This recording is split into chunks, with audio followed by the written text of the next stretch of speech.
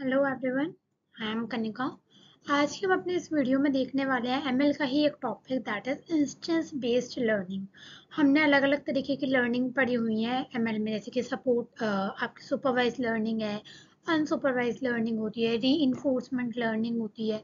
इसी तरीके से हमारी एक तरीके की लर्निंग होती है मशीन लर्निंग में, जिसे हम बोलते हैं instance based learning. Means instance based learning का मतलब क्या है, हमें कुछ ट्रेनिंग इंस्टेंसेस दिए हुए होंगे, हम उनकी मदद लेके जब हमें कोई न्यू इंस्टेंसेस मिलते हैं तब हम ट्रेनिंग एग्जांपल्स को लेकर, ट्रेनिंग इंस्टेंसेस से जो भी हमने सीखा है उनको ध्यान में रख के, कुछ सिमिलैरिटी मेजर्स को लेके उनमें से, तब हम न्यू इंस्टेंस को क्लासिफाई करते हैं कि वो कौन सी कैटेगरी में जाएगा या कौन सी क्लास में जाएगा। तो अगर मैं बात करती हूँ मशीन लर्निंग सिस्टम्स में, तो मशीन लर्निंग सिस्टम में इंस्टेंस बेस्ड लर्निंग का मतलब क्या है, हमने क्या करा, जो सिस्टम है वो क्या कर रहा है, वो ट्रेनिंग एग्जाम्पल्स की मदद लेकर ट्रेनिंग एग्जाम्पल्स से लर्न कर रहा है, बाय हार्ट वो लर्न कर रहा है। एंड जब भी कोई नए इंस्टेंसेस उसे मिलते हैं तो कुछ सिमिलैरिटी मेजर्स को यूज करके वो उन इंस्टेंसेस को जनरलाइज करता है। ठीक है, मीन्स हमारे पास कुछ ट्रेनिंग इंस्टेंसेस आए, हमने उससे लर्न करा, हमने उसे देखा कि उसमें क्या चीजें हैं, कैसी चीजें हैं, बस हमने वहीं रोक दिया। लेकिन जब हमारे पास नए इंस्टेंसेस आएंगे तब हम क्या करेंगे, हम उन्हें कंपेयर करेंगे, हम उन्हें देखेंगे, हम उन्हें मैच करने की कोशिश करेंगे पुराने वाले इंस्टेंसेस से, ट्रेनिंग वाले इंस्टेंसेस से, उनमें कुछ सिमिलैरिटी मेजर्स ढूंढेंगे। उसके बेसिस पे हम अपने नए इंस्टेंसेस को क्लासिफाई करते हैं कि हाँ भाई ये कौन सी क्लास में जाने वाले हैं। इसीलिए इसको नाम दिया गया है एक लेजी लर्निंग, क्योंकि हम पहले से कुछ नहीं करते इसमें। हम कब काम करते हैं, जब हमारे पास नए इंस्टेंसेस आते हैं तब हम अपने ट्रेनिंग इंस्टेंसेस की तरफ देखते हैं या उनमें से सिमिलैरिटी मेजर्स को निकालने की कोशिश करते हैं।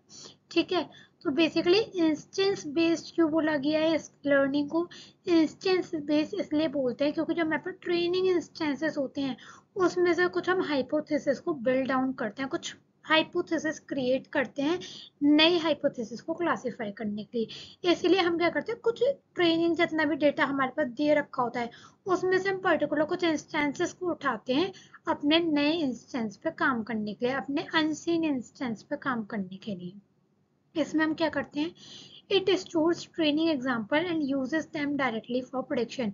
हम क्या करते हैं, जैसे हमारे पास ट्रेनिंग डेटा आता है हम उसे सिंपली स्टोर करके रख लेते हैं उन ट्रेनिंग एग्जाम्पल्स को। हम उन पर काम कब करेंगे, जब हमारे पास कोई नया इंस्टेंस आएगा तब हम ट्रेनिंग इंस्टेंसेस पर काम करते हैं जिससे कि हम प्रिडिक्शन कर पाए। ठीक है जी। एग्जाम्पल की मैं बात करूँ तो इसमें भी अलग अलग तरीके की हम लर्निंग पढ़ेंगे, जैसे कि के नियरेस्ट नेबर पढ़ेंगे, एक होता है हमारा केस बेस्ड रीजनिंग जिसे हम CBR भी बोलते हैं, केस बेस्ड रीजनिंग। तो एक होता है हमारा मेन यहाँ पे KNN, के nearest neighbour, and case based reasoning. ये हमारे डिफरेंट डिफरेंट टाइप्स होते हैं इंस्टेंस बेस्ड लर्निंग के।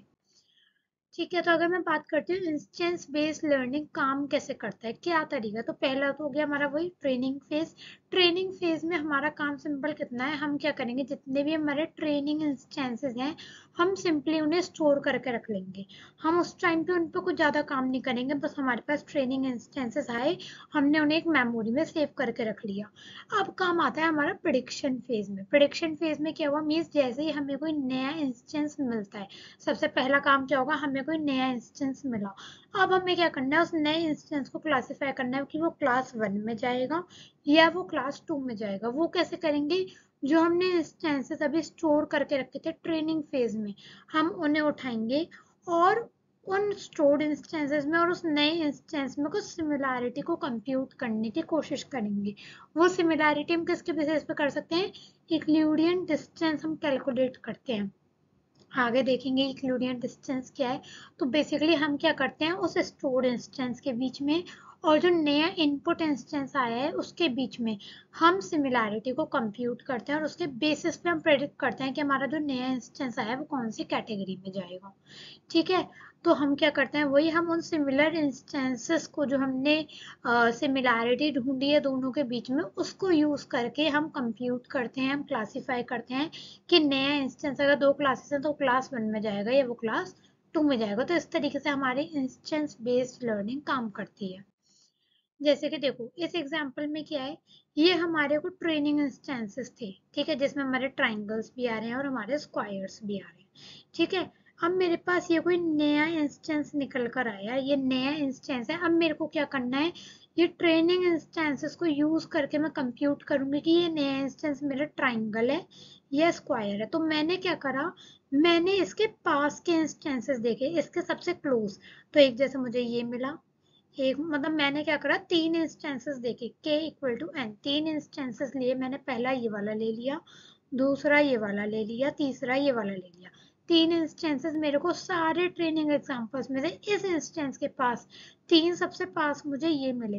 तो अब मैंने देखा इन तीनों में से दो तो था मेरा ट्राइंगल, एक था मेरा स्क्वायर। तो मेजोरिटी किस में चली गई, ट्राइंगल में। तो मैंने मेजोरिटी के अकॉर्डिंग कह दिया कि भाई जो ये मेरा नया इंस्टेंस होगा ये भी क्या होगा, ये भी मेरा कहीं ना कहीं ट्राइंगल होगा। तो इस तरीके से काम करता है हमारा इंस्टेंस बेस्ड लर्निंग। ये थे सारे मेरे ट्रेनिंग इंस्टेंसेस। मेरा एक कोई आया न्यू इंस्टेंस, इन सबको मैंने कहीं ना कहीं स्टोर करके रख रखा था मेमोरी में। जैसे मेरा नया इंस्टेंस आएगा, मैं क्या करूंगी, लोकली उसके आसपास के क्या इंस्टेंसेस को ले लूंगी और फिर उससे कंपेयर करूंगी कि हाँ भाई वो मेजोरिटी में किस में जा रहा है।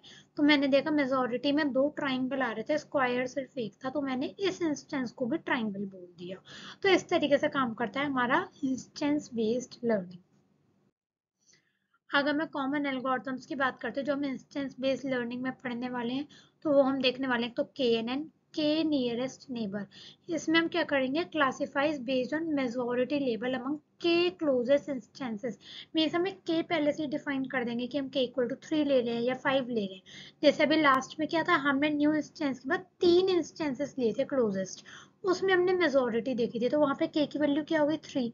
ऐसे हम के की वैल्यू 5 भी ले सकते थे, तो हम 3 की जगह 5 नेबर्स ले लेते क्लोजेस्ट वाले और उनमें मेजोरिटी देख लेते। तो इस तरीके से काम करता है हमारा के नियरेस्ट नेबर। के होता है कि हमें नंबर ऑफ इंस्टेंसेस क्लोजेस्ट कितने लेने हैं। एक होता है हमारी दूसरी एल्गोरिथम होती है इंस्टेंस बेस्ड लर्निंग में ही, locally weighted regression. Locally weighted regression कैसे काम करता है, performs regression using a weighted average of nearby points. Means इसमें भी हम वही करेंगे, नए इंस्टेंस के आसपास के पॉइंट्स देखेंगे और उनका वेटेड एवरेज कैलकुलेट करते हैं। जिसका ज्यादा आता है हम उसे के उसके कंपैरिजन में कह देते हैं कि ये हमारा नया इंस्टेंस भी उसके कैटेगरी में जाएगा।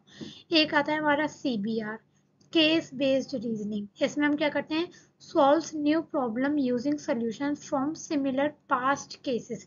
भाई हमने मान लो पुराने जैसे कोई केसेस हमने सॉल्व कर रखे हैं, कोई नया प्रॉब्लम आई, नई केस आया, उसका हमें सोल्यूशन निकालना है। तो हम क्या करेंगे, हम ये देखेंगे कि उस नई प्रॉब्लम से मिलते जुलते कितने पुराने केसेस थे, और पुराने केसेस जितने भी मिलेंगे उसमें हमने क्या सोल्यूशन लिया था, उसके बेसिस पे हम अपने नए प्रॉब्लम के सोल्यूशन को ढूंढते हैं। उससे सिमिलर जितने भी पुराने केसेस थे उनके सॉल्यूशंस की हेल्प लेके हम नए प्रॉब्लम के सॉल्यूशन को फाइंड आउट करते हैं। तो ये हमारी कुछ कॉमन 3 एल्गोरिथम्स हैं जो हम इंस्टेंस बेस्ड लर्निंग में पढ़ते हैं। इंस्टेंस बेस्ड लर्निंग के अगर मैं एडवांटेजेस की बात करूँ तो पहला तो यही है कि बहुत ही इजी है इम्प्लीमेंट करना और इसे समझना। दूसरा क्या है, अगर कुछ इरेगुलर टारगेट फंक्शंस हैं तो उन पे भी अच्छे से काम कर लेता है, कोई कॉम्प्लेक्स है उस पे भी इजीली ये काम कर लेता है। तीसरा, new training data can be added without retraining. Means हम इसमें इजीली नए नए ट्रेनिंग डेटा को ऐड कर सकते हैं। क्यों, क्योंकि हम इसमें इंस्टेंसेस पे काम करते हैं। ठीक है, नेक्स्ट क्या है, instead of estimating for the entire instance set local approximations can be made to the target function. Means अभी जो हमने लास्ट एग्जांपल देखा था उसमें बहुत सारे हमारे पास ट्रेनिंग इंस्टेंसेस दे रखे थे, जिसमें ट्राइंगल भी थे, रेक्टेंगल भी थे, लेकिन हमने पूरे डेटा सेट को ना उठाकर हमने उस नए इंस्टेंस के आसपास वाले इंस्टेंसेस को उठाया बस। हमने एंटायर डेटा सेट पे काम नहीं करा, हमने लोकल अप्रोक्सीमेशंस पे काम करा। मीन्स जो भी हमारा टारगेट इंस्टेंस था, जो भी हमारा वो न्यू इंस्टेंस आया था, उसके बस आसपास वाले लोकल इंस्टेंसेस उठाए और उनकी मदद लेके हमने ये क्लासिफाई करा कि हमारा न्यू इंस्टेंस ट्राइंगल में जाएगा या स्क्वायर में जाएगा।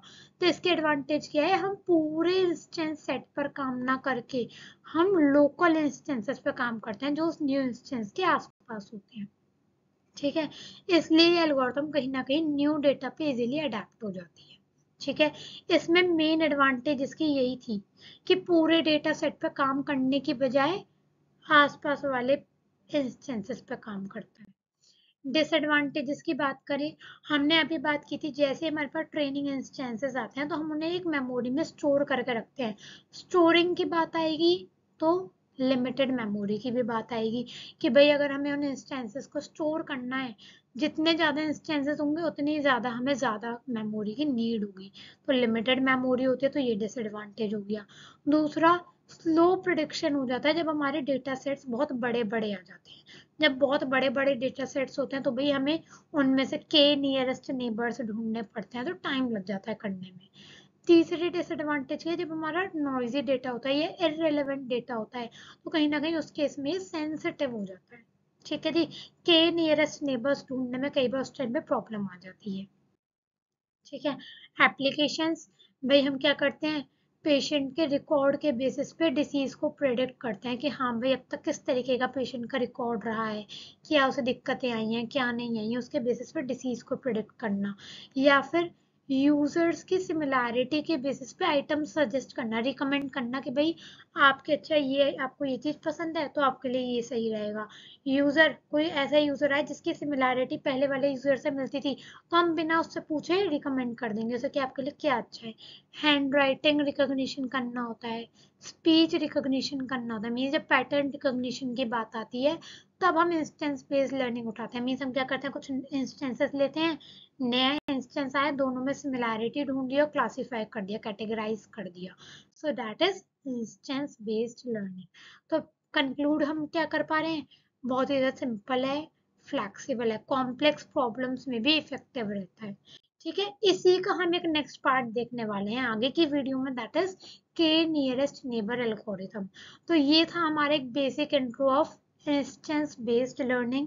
इंस्टेंस बेस्ड लर्निंग में बस इतना याद रखना है कि हमारे पास क्या होता है, हमारे पास कुछ ट्रेनिंग इंस्टेंसेस होते हैं जिन्हें हम स्टोर करके रखते हैं एक मेमोरी में।